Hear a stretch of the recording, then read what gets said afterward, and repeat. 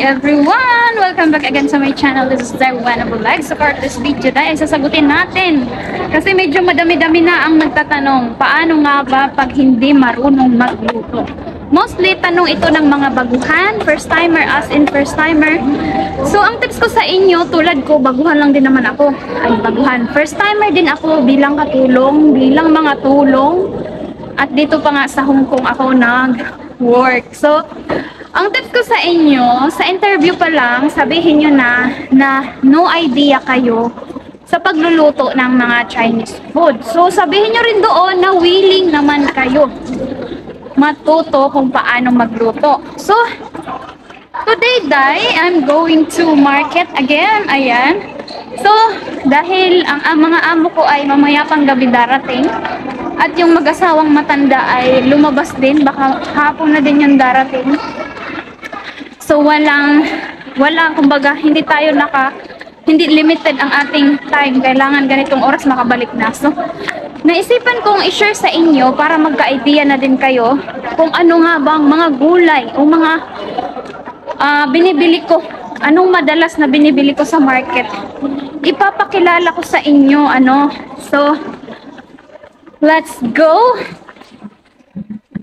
Sasagutin na rin pala natin yung mga tanong. Mayroon nag-comment kagabi, dahil nung umuwi ka pa, after ng finish contract mo, first contract mo, ay sagot pa rin ba ni amo ang ticket? So, ang sabi ko sa kanya, kahit terminate ka man or ikaw mag-terminate ng kontrata, sagot pa rin ni amo ang ticket. Then 100 na travel allowance. At doon sa isa nating kababayan na problema niya yung pagkain kasi magwa 1 month pa lang daw siya. Ang problema niya is walang pinoprovide ang amo niya na food. Breakfast, lunch at dinner. Wala daw pinoprovide. Ang pinapaluto lang daw sa kanya ay isang cup lang. Sakto lang talaga sa mga amo niya. So, i-share ko sa inyo about din sa food ko before.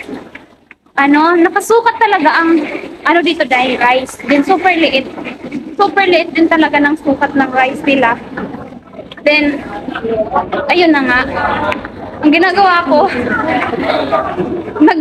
dinadagdagan ko dahil kasi alam ko yung sukat na yun ay hindi talaga kakasya. So dinadagdagan ko siya.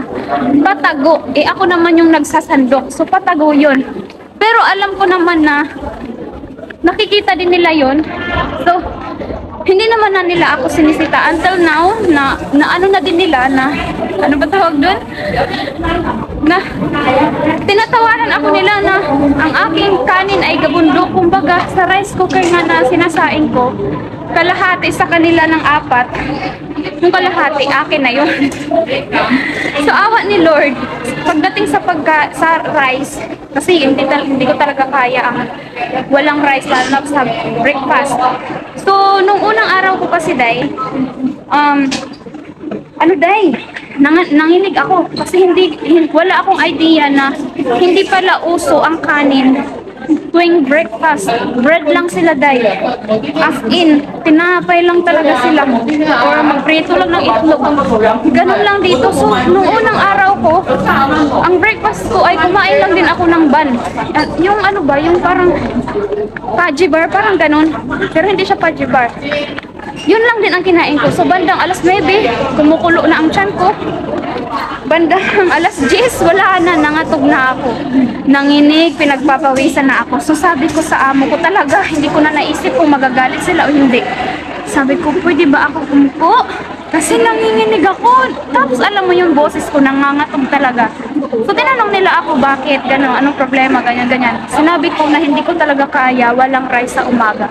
So mula nun, sabi ng amo ko sa akin, okay, sa dinner pa lang, magbukod ka na ng pang-breakfast mo. Isali mo na yung pang-breakfast mo sa pagluluto. Ganun ang ginawa ng aking amo. So kayo, yung iba nga, mag-open kayo kasi hindi naman nila alam na ang Pinoy ay makikanin talaga. Wala silang idea sa ganun. So, pwede kayo mag-open, huwag kayo mag-alala kasi nasa kontrata naman natin yun. Kung hindi nila i-provide yung pagkain natin, kailangan nila magbigay ng food allowance. Pwede nyong i-send, ma'am, ganito, ganyan. Mag-open muna kayo in a nice way na wala akong pagkain, na nga, magugutom ako. Paano tayo makapagtrabaho, di ba? So, i-open nyo yan. So, nandito na tayo sa market dahil ipapakita ko na sa inyo ang mga gulay na pwede nyong madalas natin bilhin. Ano? So, ayan ang ating bibilhin today. Vegetable, choy sam, tukate, chikwa, potato, carrot, frozen chop, frozen chicken chop, and frozen pork. Ayan. So, carrot to. Carrot. Ito. Carrot to. Potato to. Potato to din. Chitwa to. To din. Ang ganda ng chitwa nila, oh. Ganda. Ganda ng chitwa nila.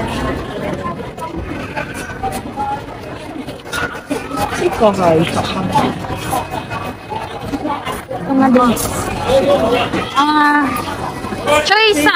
Choy sam tukati. Ayan. Ayan, meron sila din nito, day. Ayan. Ayan. To bak choy.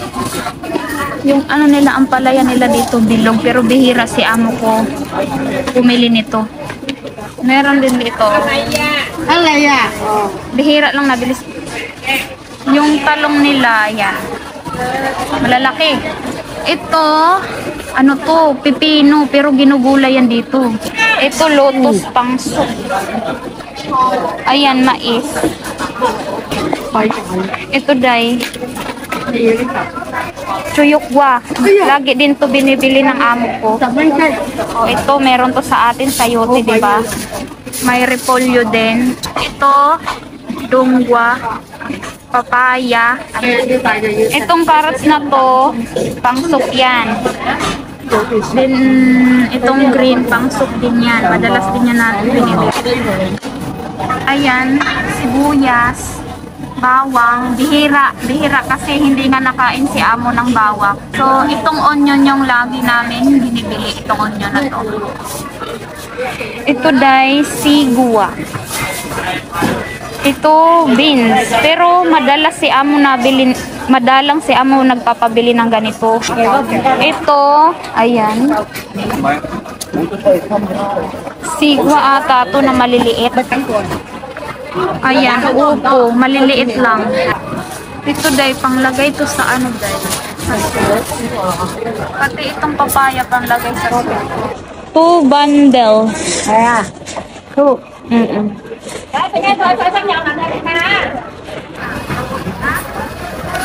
Tapos itong pumpkin yung lagi ko nang binibili day kasi masarap siya kaysa dito na pumpkin. Labo kasi yun, labo itong bilog. So dito na tayo sa frozen chicken chop. Ayan siya. Ayan siya. Pakita ko na rin sa'yo yung madalas na ginagamit ng pag-marinate. Ito day, all-purpose marinade. Ayan. Pag nagluto kami ng chicken wing, ang ginagawa ay yung chicken wing, papakuluan muna siya ng 5 minutes na may luya at may dahon ng sibuyas. Tapos, hugasan mo siya. Then, ito, kalahati nito. Tapos, tubig na hanggang cover lang yung manok, yung chicken wing mo. Then, ang sarap niya, day. Ito yung pinaka-paborito ng amo ko. Ito din, kaso dati, nagamit kami nito, kaso ayaw na ni amo. Yung matanda, mahilig sa ganito. Ayaw ni amo ko eh. So, ayan dahil, ito din madalas, black bean garlic sauce. Yan ang madalas na gamit namin. Yan lang yung gusto ni amo na gamitin. Ito, soybean sauce, masarap din to. Si Kumpong naman yung mahilig magbili nito, soybean sauce. Ito, coconut curry sauce. Ayan, ang sinasabi ko sa inyo. Mabilis lang yung chicken curry na may patatas, ganyan. Si Inday, dati, nagtatanong kung paano lutuin. Mabilis lang, day. Yan, allow yan ni amo na gamitin. Dati, Nung doon pa kami sa bahay ng parents ni amo, gumagamit kami nito. Nung bumukod na kami, ayaw ni amo kong babae. Tapos, pag nagtitimpla ka day, hindi nawawala ng cornstarch day at kunting asukal. Ayan mga frozen food. Pero pag naghahatpat lang kami nabili ng frozen food. Tulad niyan. Pero sa ano sila, welcome sila, nabili nila amo. Tapos, syempre frozen pork, pinapakita ko na lang sa kanila. Ito, frozen pork. So, ayan, tapos na tayo mag-market day. Nakita nyo na, diba? Maging familiar din kayo. So, ayan nga, sabihin nyo lang sa interview na no idea kayo sa pagluluto. So, pag hinired ka pa rin nila, at least alam nila na kailangan ka pa nilang turuan. So, ako noon, nung first day ko, sinabi na sa akin yung mga bawal gawin sa loob ng bahay nila.